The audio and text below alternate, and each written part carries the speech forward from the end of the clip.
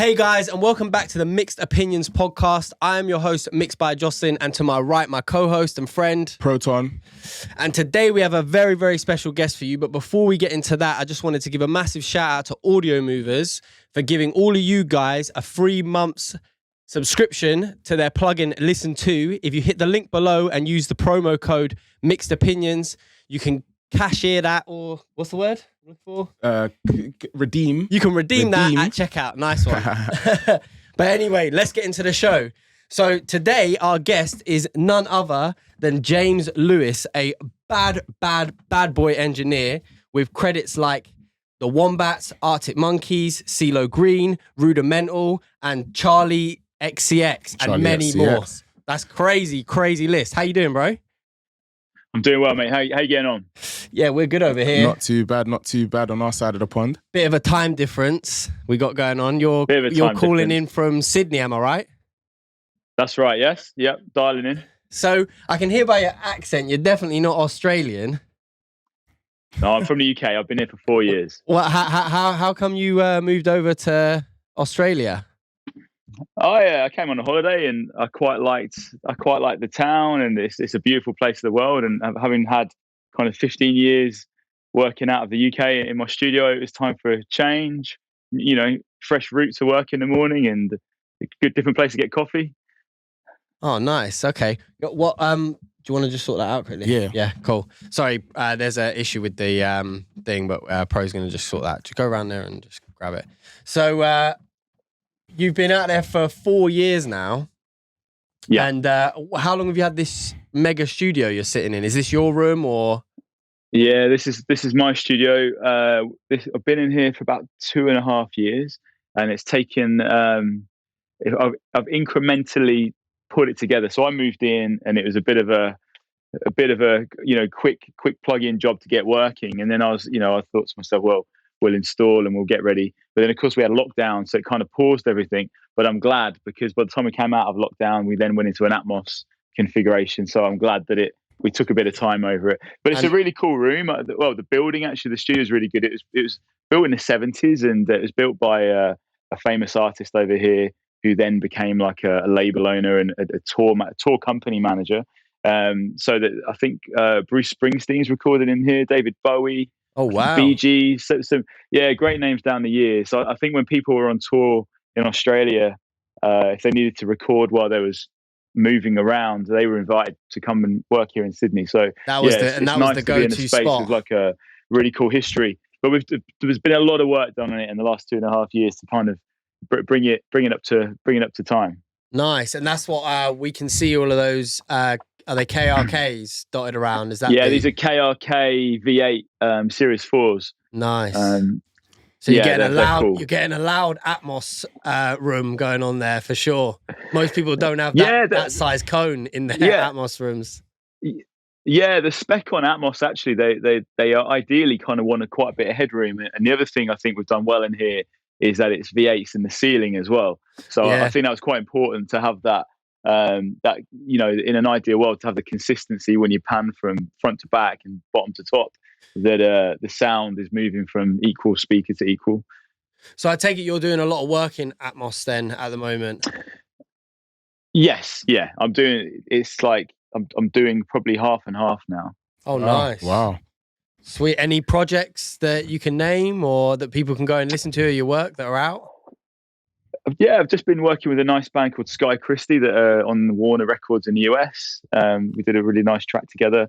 Some nice stuff here, and I also have an independent record label now where we're developing artists, and of course, cool. You know, we put Atmos in for their deliverables as well. That's great. What's the name of that if you want to plug it? Disruptive Entertainment. Oh, nice. Okay, we'll go and check that out. Yeah, for sure. I'll definitely be checking that out. Is there a website or anything? We'll link it below. Yeah, I'll send you some links. Yeah, nice. Yeah, send us some links and we'll put it in the description.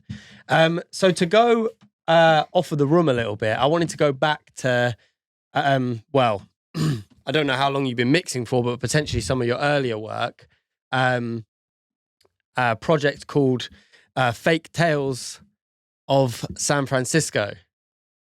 Classic. Yeah. So I wanted to ask you your story and how you were involved in that project and how it all came about.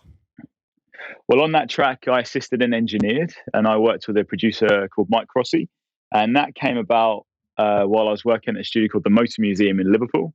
Nice. So I was a student in Liverpool, and while I was up there, there's a really great music scene, and as I remember, if I remember correctly, we'd worked on a song by a band called the Dead 60s called Right Radio, and that was getting quite a lot of play by Zane Lowe on Radio 1, and it was quite a cool track. And Arctic Monkeys had obviously had a bit of a buzz, well, huge buzz with their kind of circulation of demo recordings, and they were looking to go in at this point to kind of effectively record their first single release, and they were looking for people to work with, and they liked Right Radio 60s, so they kind of researched where that was done, and they came over to us. And what an amazing track to be a part of. Fate Tales of San Francisco, and From the Ritz to the Rubble on that. So it was a hell of a start for the band, and some of the best lyrics I think I've ever come across to this very day. That whole project and that track was a serious repeat of mine when I was younger.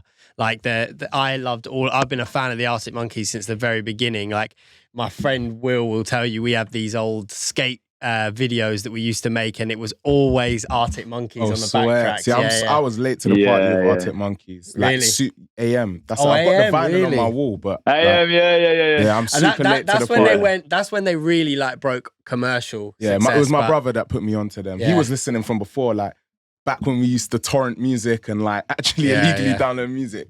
Sadly, he had like loads of it, and I was just like into it. Yeah. You had more option back then. I guess. But I definitely wanted to start off on that because that was when I was going through your list of credits, I was like, wait a second here, like this is super interesting. I need to talk. I will say about that project that even though it was early on in my career, you felt blessed at the time to be in the studio working on that stuff. I have to say, you just knew that it was going to be music. Yeah, they were obviously there was such a hype around the time. It was unbelievable. But meeting the guys like that, that there was something special there in the characters, and obviously the music itself was incredible. Yeah, because even with their earlier stuff, it was like a feeling of like, it was underground, but it was like an excitement from a band that I definitely hadn't experienced in my lifetime. And I don't actually feel like I've experienced since, if I'm being honest, especially from like a British band. Those are moments, definitely. Yeah. And the fact that they managed to continue their upward trajectory, it's insane, bro. Yeah, honestly. and peak at now arguably like one of the greatest bands in UK history, I believe. Live, so the way that we find and discover music now, and the accessibility to make music, that kind of swell bottleneck of energy in terms of a new artist may never happen again, potentially. And I hope that's not true, but obviously it was it was really the end of the line of that kind of everything's a little bit too accessible, so things don't feel as almost as valuable when you discover them now. Facts. Yeah. And it's a different playing field, isn't it? Yeah, that's it. I don't even remember how I would find out about music back then. Bro, it was illegally, like if you hadn't, when we were younger, we had like a set amount of money to spend on music. Anything else was sent to you through like Messenger, MSN, shared via Bluetooth. I used to just go to H&M, go to the single section because I couldn't. HMV, and go to the single section, not the album section, because I couldn't afford it because the singles were like a couple of quid. Yeah, same. And I would just pick a cover that looked interesting. Same, bro. That's how I would do it. Yeah. Same. But I tell you what, I part of me, like, even though it's a transition period, I actually quite like the MySpace era as well. Same. And I'll tell you why, because you had the little music player, but you could customize obviously your background. Yeah. You could customize your cover art, and you could pick your top friends. So in a way, like for music there, even though it's digitized and it was free, you could discover stuff that had a visual brand attached to it as well. It was almost like these days it's quite hard to.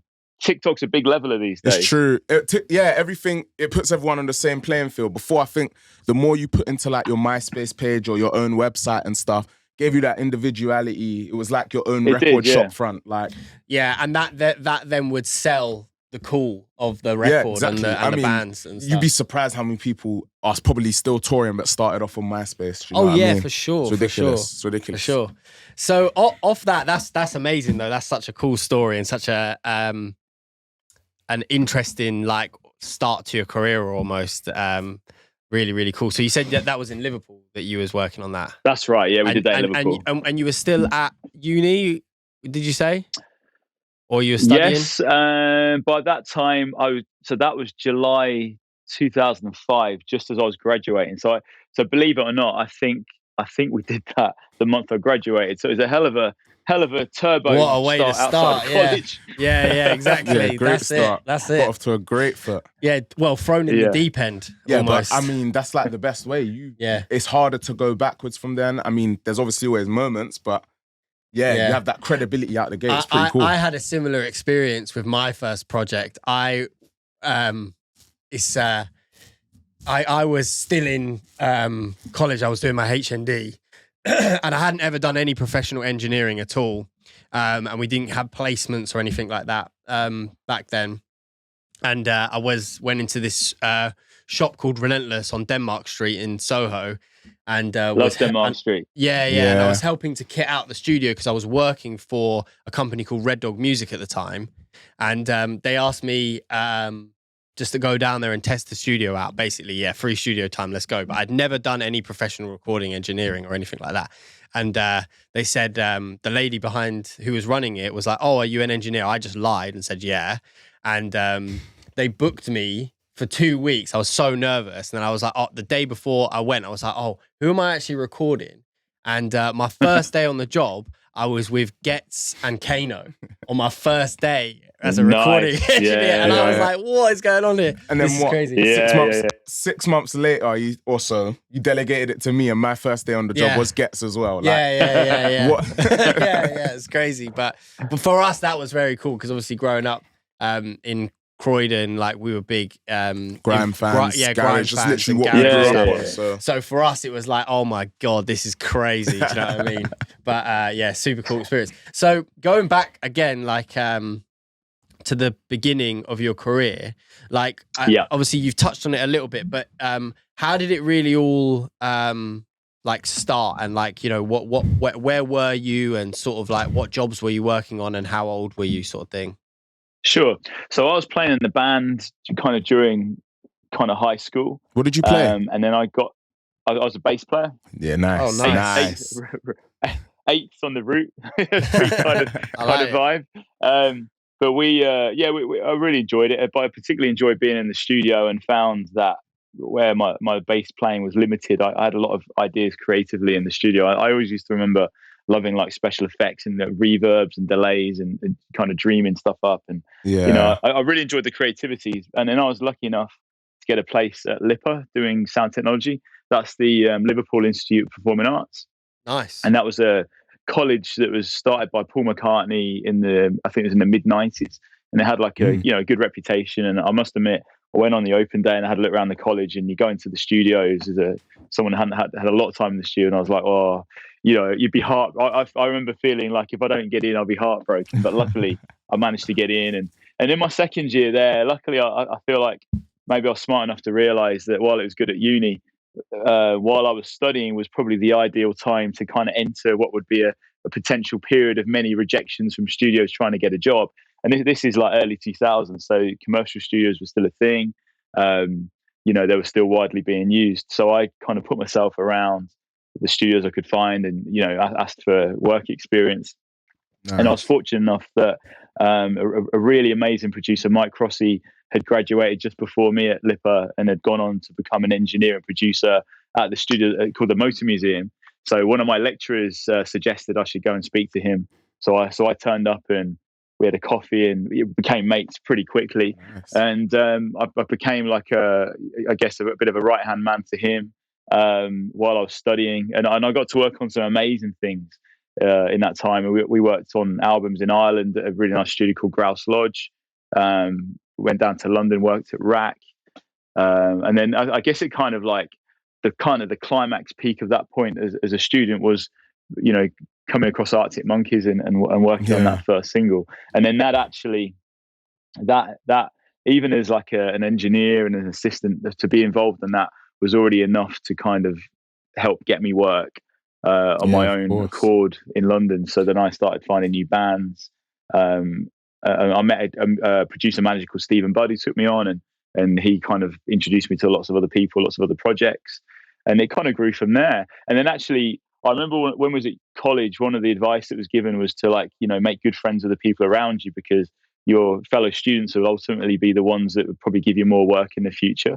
And that it kind of proven true. And I was really good friends with a lad, Alex Reed, and Alex became a guitar player for Simon Webb, who was in Blue, the pop singer. Oh, sick. And he, nice. Simon Webb got invited to do the soundtrack to 20th Century Fox movie, Fantastic Four: Rise of the Silver Surfer. Oh, great. So it was a bit of an incredible start, because as I said, we did the Arctic Monkeys in 2005, and I believe the Simon Webb track was in 2007, and I produced and mixed that.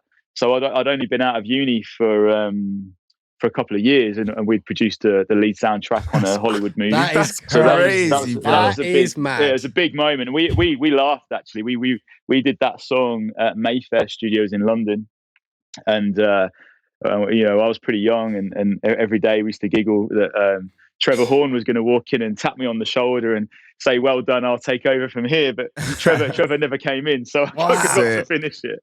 That's crazy. Yeah, bro. I mean, that just shows you, you know, like, there's no time like the present. You took your opportunity and you didn't wait until you were finished at uni or college, or, you know, you just went out there and just started putting your name out there and introducing yourself to as many people as possible. You know what I mean? Because that's what this industry is all about. Yeah, and I mean, college is the best time to do that. Yeah, and as well, it's like the industry is so small, you know, like even globally. It's not the biggest thing in the world. Like, so to get yourself out there and like known from a young age is like so crucial. It's insane. Do you know what I mean? Yeah. And then, you know, you've optimized it to the point where you're, you know, got on movie soundtracks, and then, you know, been a part of the beginning of one of the most iconic bands Bro, you know, in the world. It's crazy. You've had an amazing start to your career. How, like, so inspirational. That's crazy. On you know, on the back of all of that, one thing that I wanted to talk about, it's not something that we've talked about a lot on this podcast, but I wanted to start speaking about it a bit more, is obviously as an engineer, you're not just an engineer. As we all know, you wear many hats, because, you know, you have to run a business. So there's plenty of things that go alongside being, you know, sitting in the studio and recording with someone, like, you know, running the studio, doing taxes, you know, promoting yourself, all this stuff. Keeping relationships with those same people, even when they're annoying you. Yeah, exactly. And just upholding all of that. And what I wanted to speak to you about was, like, you know, how do you feel you deal with, like, the stresses of that, as someone at your level that maintains that level? You know, what do you do to kind of like keep everything calm? I don't know if I do anything consciously. I will say that I feel like as you get older and further into your career, maybe those skills are subconscious, and they come, and it's not something you're doing purposefully. But if you go back to when I first started producing, I was in my 20s, and I was still of an age around the artist, and it was great, and it was great fun. But I must admit, having a bit of separation is really helpful, and I think it gives you I think it gives an air of trust around you as well. And I think it's not just being a few years in, but it's having a few records to your name as well. I think brings a bit of calm, because, you know, it trusting your ability. It works both ways. It's trust in the engineer and the producers and the mixer's opinion, but also I've learned how right the artists are. Because I remember one of the things that kind of I think sets people apart as a mixer and an engineer is that I really, really take ownership of a project, and it becomes, you know, when I get involved, it becomes my baby. But so I become really passionate about doing my very, very best for a particular project I work on. But one of the healthiest things is to always remember that you're borrowing it, doing your part of your work, but remembering it's the artist's project, and having that ability to make sure that you're fulfilling their vision not your own. And I think that's something that becomes more apparent, or it becomes easier over time to have that appreciation, I think. Yeah, I always sort of describe it like on that note as like, I try to be like a piece of glass, like transparent. Do you know what I mean? Like, I don't want to get in the way of their vision. Yeah. I just want to clarify it. Do you know what I mean? And make it as clear as possible without sort of, you know, affecting the vision in any sort of way. Do you know what I mean? Like, I think a mistake we make a lot of the time is like understanding, like we might understand that if you push something too loud into a compressor when they want something turned up, it's going to just, so many other elements have to change maybe in that bus. They don't want to hear that language. No. What they want to hear is, okay, but in the demo version, the vocals were loud. Yeah. And it's like, you're already changing their opinion and how you want their song to feel. You kind of just have to take it on board a lot of the time and just find ways to sort of work around it. And a lot of that just comes down to communication, because I mean, there are ways you can prevent them from, you know, making their vocals too loud, but there's just a way around it. Do you know what I mean? There's a way I feel like you can't jar them with jargon. You can't sort of confuse them with too much jargon, because they don't. No, it's our language and we understand it, but not a lot of artists do. I think obviously maybe the further you go up the chain, the more and you work with like longer standing artists, you know, more experienced artists, they'll develop their own ways of communicating with you. Yeah, I think a lot of the time their ear isn't wrong, it's just how they're communicating it to you. Yeah, 100%. That's a really big point I was going to expand on. I think that over time your skill of interpretation increases as well. And what I mean by that is, where somebody might ask for their vocals to be turned up, sometimes it's being able to interpret it, they might use the word turn my vocals up, but it might just be clearer. So it might, instead of turning the vocal up, what they might be asking you to do without knowing how to articulate is, can you make some more space around the frequency range of my voice? Yeah. So there's more. So it's the So I think over time, I think when people start off their career, maybe you go for the literal move of what's being asked for. But I think over time, I think having the ability to analyze the track yourself and go with it, you know, I feel like the vocals on top of the mix, or it's already loud enough. So it's kind of reading in between the lines of what they... Yeah, it's the pocket of clarity. What they're looking for, isn't necessarily what is being spoken. They're articulating as best they can. And I'm going to take that and I'm going to interpret it into this. And I think actually what you're looking for is for me to suck a bit of high mid out of the music. Yeah. Well, at the end of the day, that's why they're paying us to do this work for them. Absolutely. Because they don't have the understanding. Yeah. And we've dedicated our lives to perfecting that. Do you see what I'm saying? So yeah, absolutely. Totally understand that. I do. It is this one of the things where it's like, you know, it's one of the only industries that sort of have this sort of like crossfire though, where you know, a lot of engineers get what was it that you said? You don't go to a barber. Yeah, you don't go to a barber, and then when he's done something or you don't go back for an adjustment once you've walked down the road. Yeah, do you know what I mean? Yeah. So it's like a proper back and forth sort of thing. And like the client believes that they,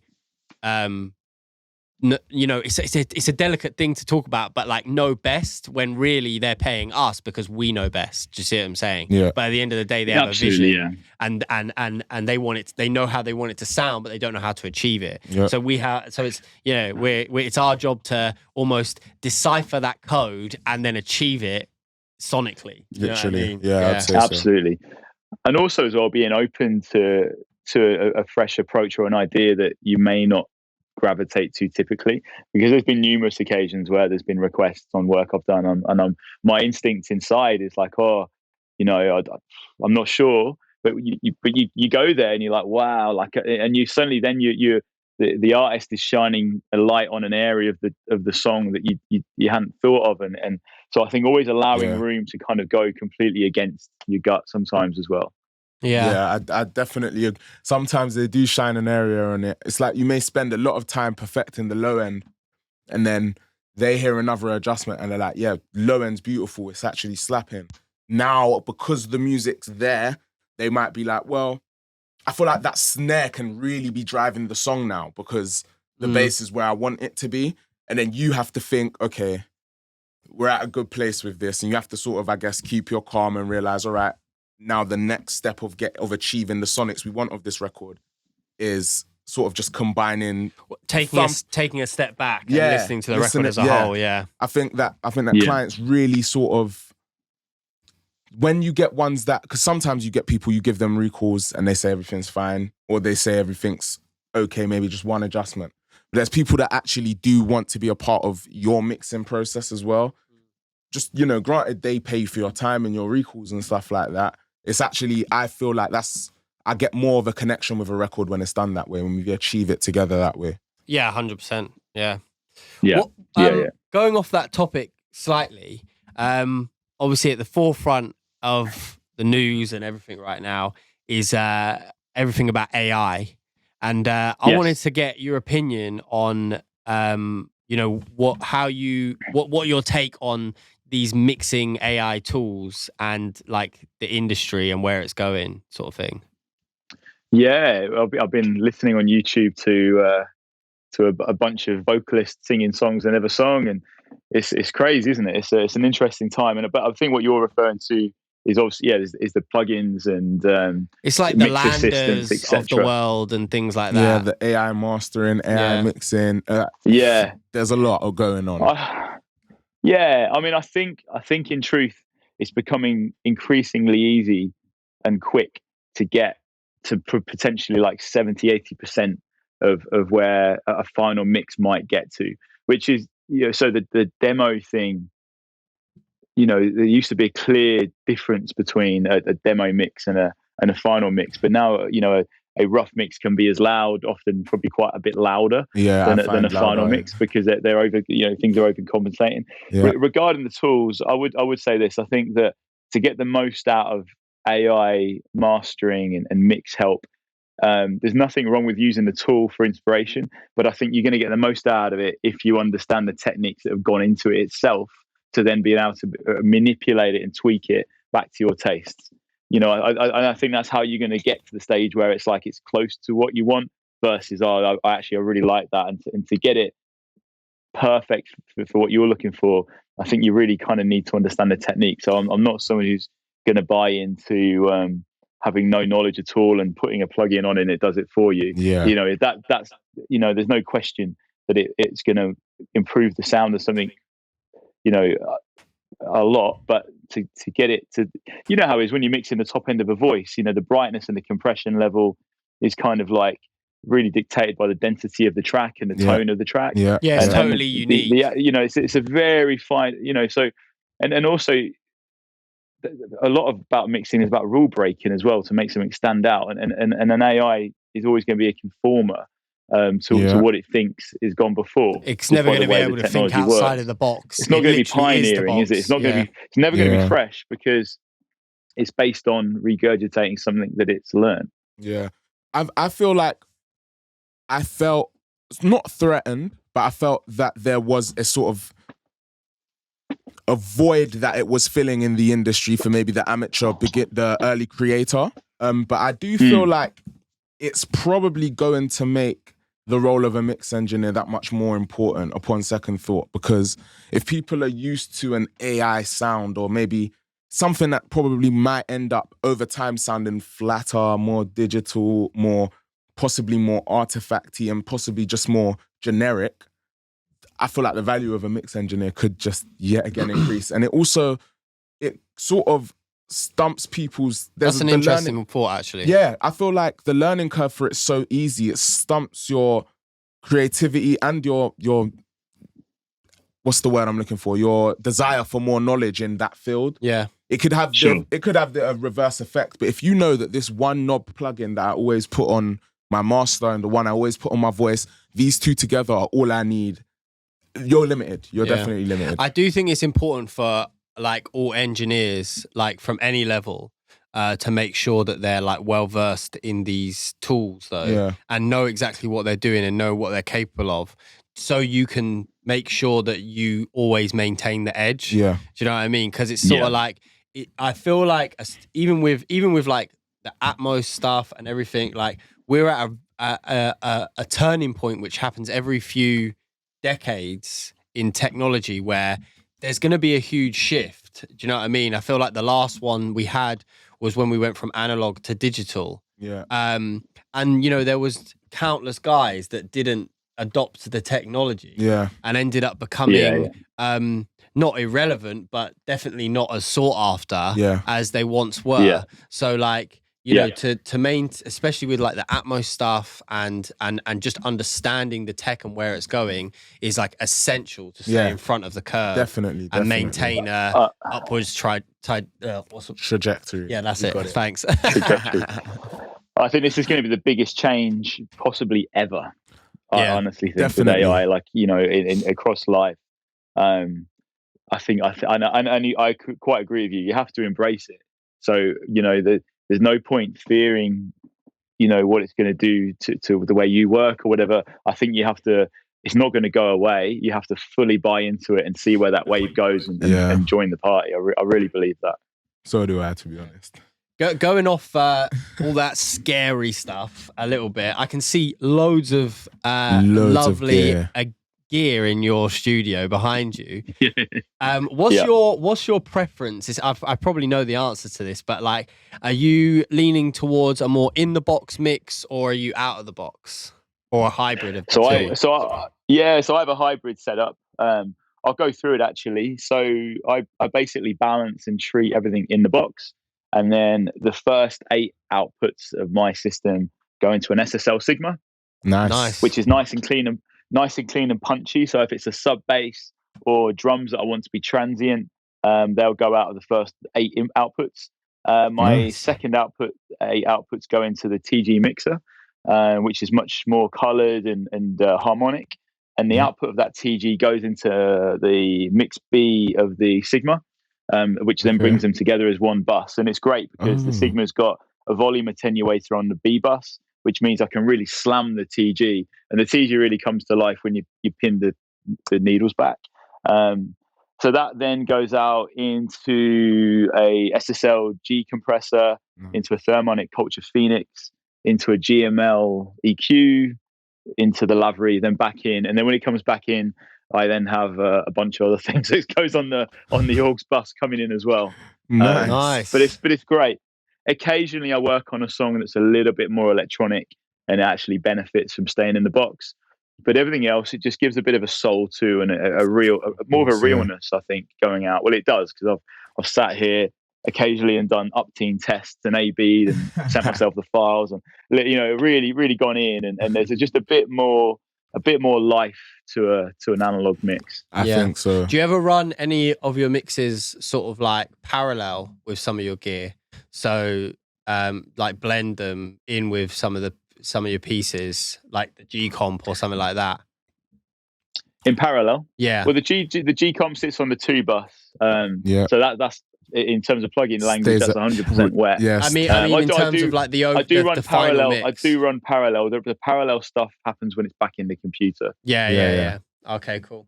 Nice. That's crazy. What about the Rudimental records? How were you mixing that with a similar system? Yeah, I did. Yeah, I did that in precisely the same way actually.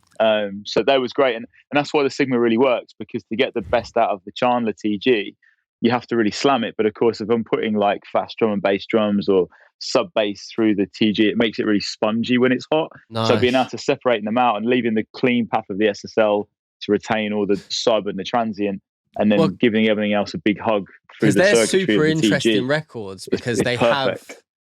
have like a nice combination of like live instrumentation and like heavy like dance and synthesized electronic basses, sound. So like 808 drums, like I remember I saw them live and I was just like blown away, like about how many people they actually had on stage. I was like, ridiculous. Jesus Christ, this is mad. It's so weird because you know how everyone's in the like short form content creation world.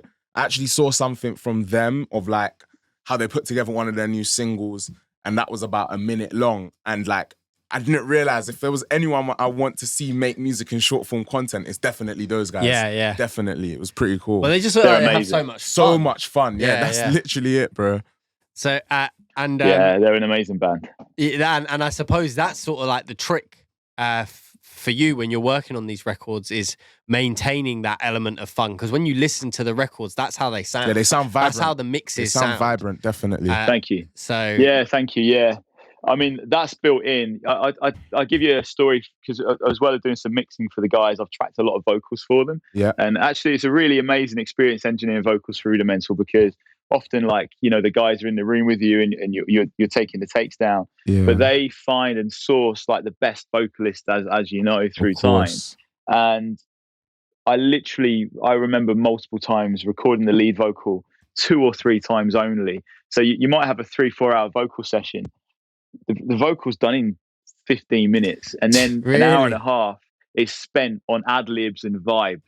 So the vocalists are amazing. So the core elements are just so natural, and they go down really free without any stress. And then the whole time is spent just kind of like creating vibe tracks and ad libs and all that really exciting stuff that brings it to life. And it's really good. The amount of times I've spent hours trying to carve out the perfect lead, and you kind of add a bit of animation around it. You know, the vocals on those songs are so strong that they come quick. Well, that's just a tip you a lot to of being, time to add vibe. That's just like, you know, a nod to being a true professional and like a master at your craft. You know what I mean? When you're able to come in and body a record within like 2-3 takes, like perfectly, and then spend the rest of your allocated time on just like making it as like, you know, the spare change almost, you know what I mean? Just like all the other bits that are needed. Like that's brilliant. Yeah, definitely. All right, I wanted to just get into a little quick fire round of yours. Go ahead. Yeah, just shoot some questions at you. This one's actually cool because we didn't expect this to be on camera, but Yamaha or KRK speakers? Oh, there's both there. Yamaha or KRK.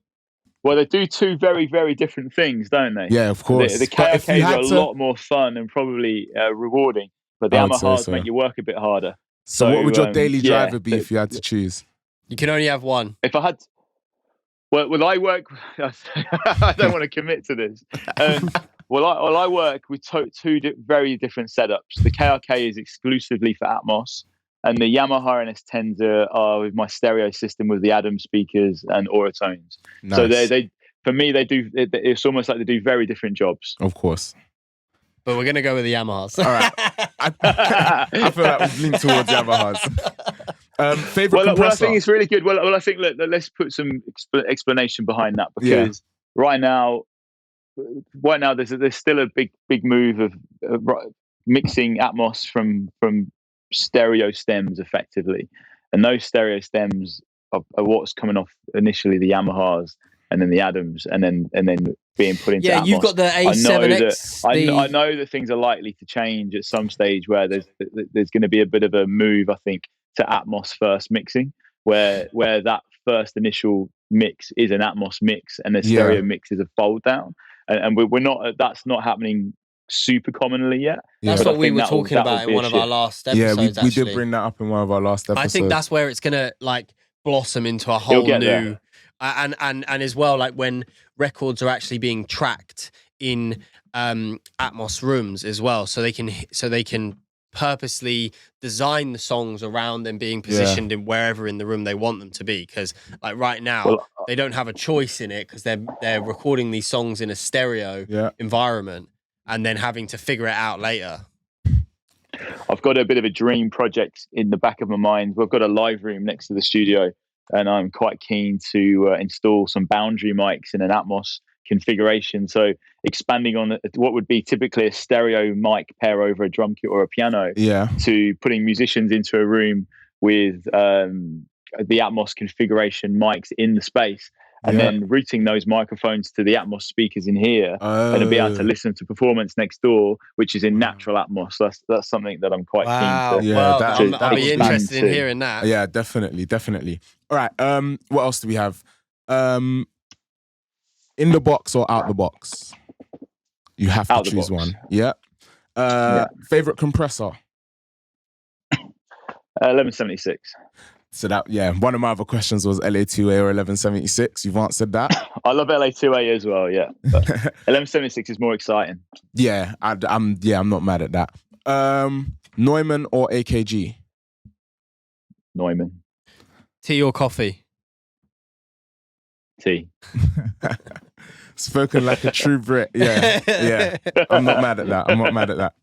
Nice. Okay, that was good. So, just before we sort of like wrap up, I wanted to ask a couple more questions. Sort of like, more advice to the people that might be listening to today's show. What would your advice be to any sort of like young guys trying to break into the industry now and like carve a sort of path for themselves within the scene? Yeah. My advice to mixed engineers coming through is to find and search for brilliant new artists that you can support early on, and maybe find, depending on where you're based, 3, 4, 5 people to collaborate regularly with, and use those artists as people to mutually help your journeys, help them by creating their music, but perfect your craft with their music, and obsess over it. As I talked earlier with analog gear and different settings, sometimes I'd print a verse and a chorus at every single increment of certain drive stages and bounce them out and have them in a playlist on iTunes back in the day, so I could quickly A/B between. And I really learned the tonality of equipment by like having all these bounced files. And that's how I learned the color of what the gear does. So I'd say just get kind of obsessed early on, so you learn what flavors are achievable and what things can bring, and really buddy up in with some artists to kind of support them. And if somebody blows up and they blow up based on the sounds you've created, you're on your way and you're working. Definitely. So you're a part of that journey. Yeah, definitely. Yeah, absolutely. That's some really cool advice, man. And lastly, and I mean, from the sounds of it, there's not really much you can tell yourself because you sort of smashed it from a very young age. I was going to say, if you were to be in a room with your younger self now, like what advice would you give him? Wow. Go to bed earlier. I like that. But then how are you going to listen to the A and Bs of all the compressors and EQs? Exactly. Well, that's very true. But I don't think a lot of good stuff was kept between 2 a.m. and 5 a.m. But, that's it. But good times were always had. Yeah, nice. Okay, brilliant. Well, thank you so much for coming on. Really appreciate it. We'll put all of James's links in the description below, so you can check out his websites and some of his work, and where to find him and where to get in contact. Appreciate you all joining and taking a listen today. Again, you'll find all of our links below as well, and Audio Movers with the code Mixed Opinions for a free month's subscription to their plugin Listen To. Yeah. And we'll catch you in the next one. We've been the Mixed Opinions podcast. Let's Mixed go. Opinions. Let's go. Nice one, bro. Thanks, guys. Yeah. Thank you.